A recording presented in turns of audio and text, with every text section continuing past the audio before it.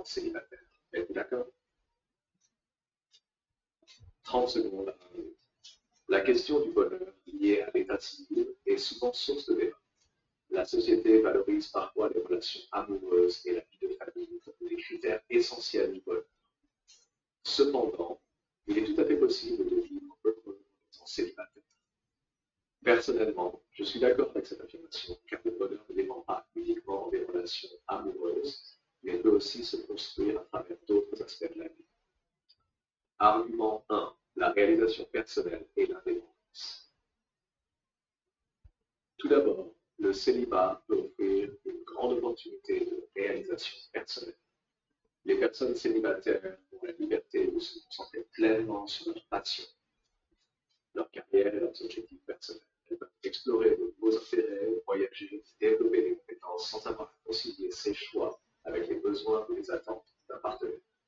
Cette indépendance peut donner un sentiment de satisfaction personnelle et de réussite, contribuant ainsi à un bonheur durable.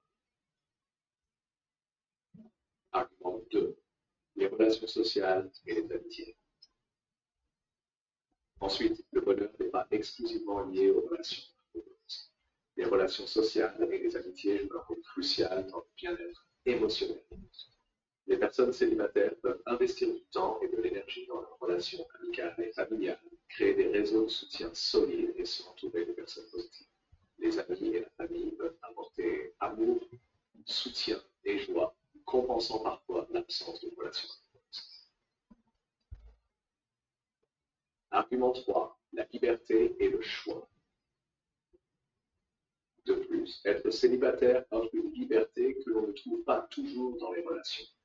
Cette liberté permet de prendre des décisions sans compromis, que ce soit en matière de carrière, de lieu de vie, de mode de vie. Les personnes célibataires peuvent organiser leur vie selon leurs propres préférences et rythmes, ce qui peut être source de bonheur et de satisfaction.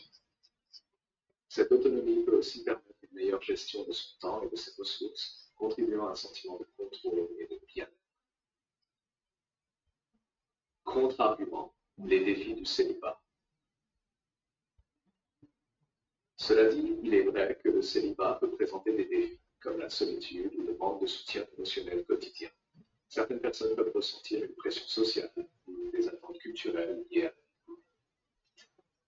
La solitude peut parfois être difficile à gérer, et les moments de partage ou de réconfort que l'on trouve dans une relation amoureuse peuvent manquer. Il est important de reconnaître ces défis et de trouver des moyens de les surmonter, comme en cultivant des relations amicales et en développant des activités épanouissantes. Réfutation. La perspective individuelle, 1 minute. Cependant, chaque personne a une expérience unique du célibat. Pour certains, le célibat est une période de croissance personnelle et de bonheur, tandis que pour d'autres, il peut être un défi à surmonter. Ce qui est essentiel, c'est de respecter les choix de chacun et de reconnaître que le bonheur peut se manifester de différentes manières, que ce soit dans une relation amoureuse ou en étant célibataire.